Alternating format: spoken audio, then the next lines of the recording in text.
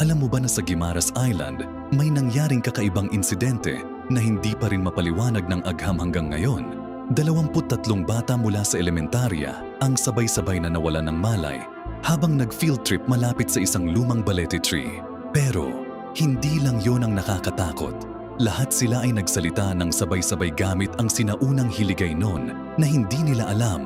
Si Father Coronado ay naitala ang kanilang mga salita. Tumpak na paglalarawan ng mga ritual sa paglilibing bago pa dumating ang mga Kastila. Nabanggit din nila ang mga pangalan ng mga ninuno na nakabaon sa ilalim ng puno, mga impormasyon na hindi nila natutuhan sa eskwela. Ang mga bata ay nakakita raw ng mga babaeng nakabistida ng lumang damit na nag-uudyok sa kanila na maghukay sa ilalim ng puno. Nang hukain ng mga arkeologo ang lugar, nakita nila ang mga buto ng tao at mga gamit mula sa panahon ng mga Kastila, eksaktong sa lugar na sinabi ng mga bata. Ang pinaka-nakakatakot, 3 bata ang hindi na nakabalik sa normal.